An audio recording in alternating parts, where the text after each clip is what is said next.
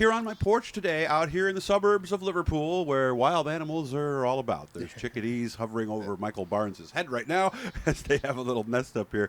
But he is the big classic winner over the weekend. And I guess we kind of figured this was coming. His last 5 classics in order were second, third, or second, third, right? Yep. So did we have a feeling that this was coming? I mean, we had been having some issues, motor issues there. Last race we put a brand new motor in the car, so we had a lot of questions. I kind of, I had a good feeling all week if the car stayed, together and we got rid of some of these gremlins. I knew if we had a car for 200 laps, I knew I'd be there at the end. I wasn't sure if we'd be able to win, but we finally got it done this time. Nice. So walk me through the weekend. Did we qualify well? Yeah, we didn't qualify too bad. I was a little disappointed. I thought we could have been a few spots better with just a little simple stagger change, which was kind of a bad call on my part. I should have known we probably shouldn't have went out with so much, and the car was a little too free. But, in that race, if you start in the top 10, you're in a pretty good spot. So, I mean, we time trialed 6th, and it turned out to be the perfect place to be, really. What was the strategy, and did it end up playing out like you thought? Well, it was a little shorter field, usually we have like 34 cars for that, and I think we only had 24.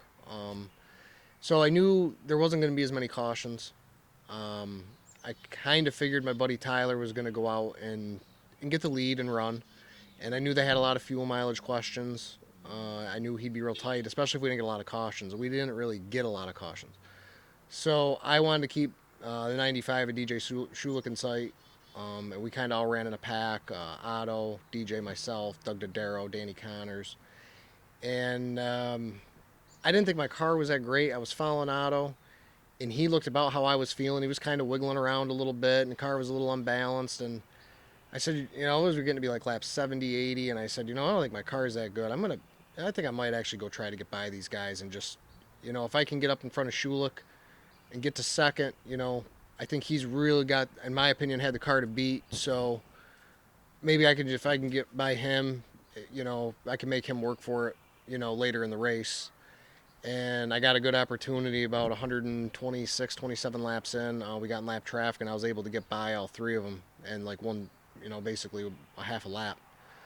And then how'd you do that?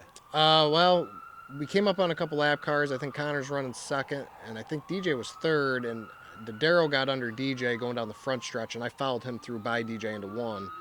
When we came off of 2, Daniel kind of got jammed up, and Doug kind of like tucked up behind him, and I had a good run on the outside, and I drove by both of them, and that got me into 3rd, and I got by the 2 lap cars, and now we're in 2nd, and I just figured, I'm not going to run hard, but I'm going to run, keep running like 3/4 speed and see how this thing shakes out. I figured, DJ was the one I was really kind of concerned about. I figured he really had the car to beat.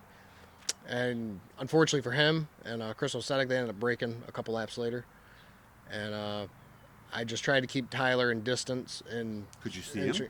Yep. Yeah, I just tried to keep him within half a straightaway, because I kind of knew his guys would, telling him the last strategy he had, he would kind of go build up a big lead, and then he would kind of coast for a few laps, let everybody catch up, and then he would run away again. It was a really unique strategy. Actually, it worked really well.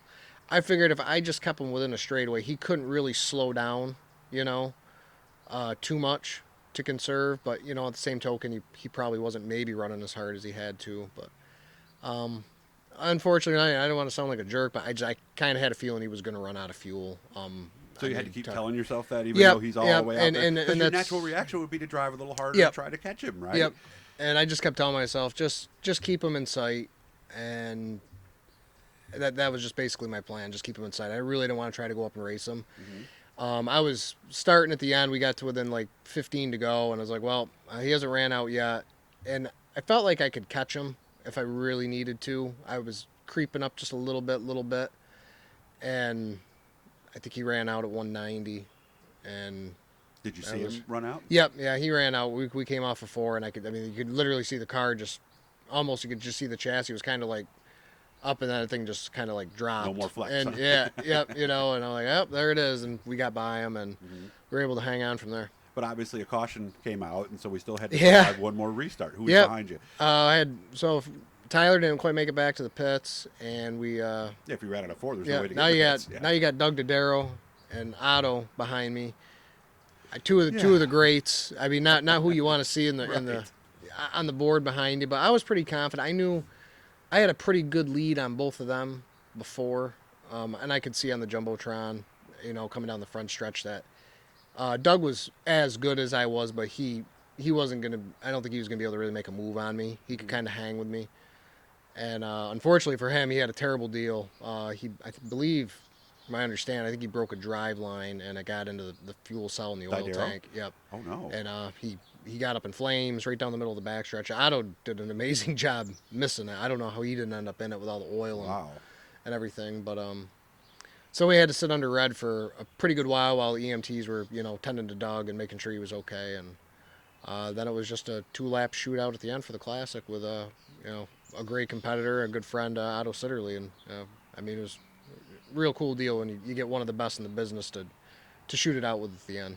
So what does this mean for you in your career at this point? Yeah, this is everything I could really ever hope for. Realistically, I grew up at that place from the time I was 3 years old. My dad started going as a kid in '59, so to win it for him, not only for myself. I started there in the small blocks, like 17, 18 years ago, and I was fortunate enough to move up to the supers, and I've gotten to driven for a lot of great people, and I've had a lot of great people behind me.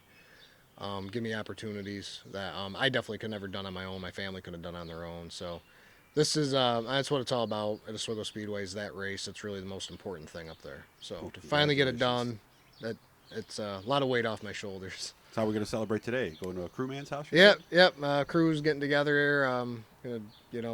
I'd probably maybe catch some of the 600, and we'll just kind of hang out and have a few adult beverages and some food. Well, thanks for making time for me. I appreciate it. No, I figured I'd take a absolutely, chance. Doug. I just found out, like I said on Thursday there, that he lived literally. If I had a good drive, I think I might be able to put it in his backyard from here. Yeah, It'd be I pretty think close good. anyway. Yep.